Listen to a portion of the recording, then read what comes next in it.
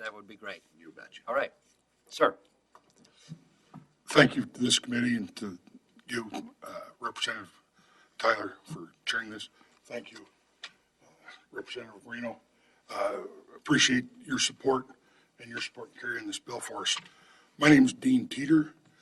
I sit on the executive board at the Colorado Motor Carriers Association, and I represent a small family-owned business, petroleum carrier, petroleum marketer, here in the Denver area. We do haul outside the state, but our primary business is in Colorado. Personally, I've been involved in the trucking part of this business. I've been in trucking all of my life, but in the petroleum transportation business over 30 years. So this is a big deal. I was even handed an example of, and I've heard it come up half a dozen times now, about a driver getting out of a truck and hurting his foot. Anecdotally, I've had that happen on these properties. It's been handled in an okay manner. They've always questioned what's going to happen to us. Are you going to try to hold us liable for any damage? In the grand scheme of things, and to echo my esteemed colleague, Mr. Cummings, it's really, at the end of the day, not about guys twisting an ankle or scraping a knee or something like that. Those insurance costs are pretty negligible. We talk about being on the property of a refinery or a loading rack where there's literally millions of gallons of flammable material on store there, other carriers, other trucks. Who knows what the cost of that is? I mean, it's ridiculous, I'm sure.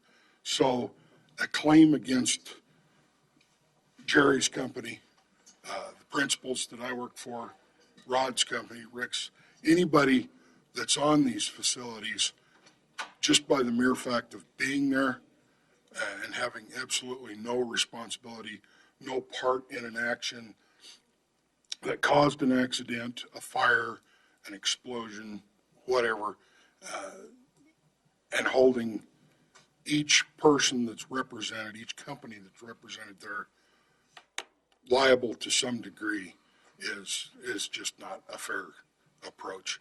2 days ago at the refinery here in town, there was a small incident. I don't even know all the details. One of the first things they did was get the yellow tape out and corral every driver on the place there, even if they were, as Jerry had mentioned, just carted in, not even really, he might have just showed up. He just got there, the incident already happened, but now they've rolled out the tape. If you're there, you're not leaving, and they've got a guy running around with a clipboard getting everybody's name. So it's a questionable thing to me. All right, Representative Lee. Thank you, Mr. Chair. During all the years that you have been doing this, have you ever been charged with had a claim asserted against you for something that you had no involvement with under one of these indemnity agreements? I personally have not, and thank you for your question.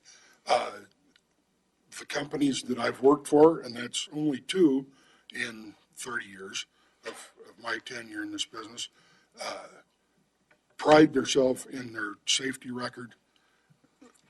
Fortunately, it's not come into play for either of the companies that I've worked for or personally. Nor have I. Thank you. All right. Next up. Thank you, Representative Max Tyler, Chair.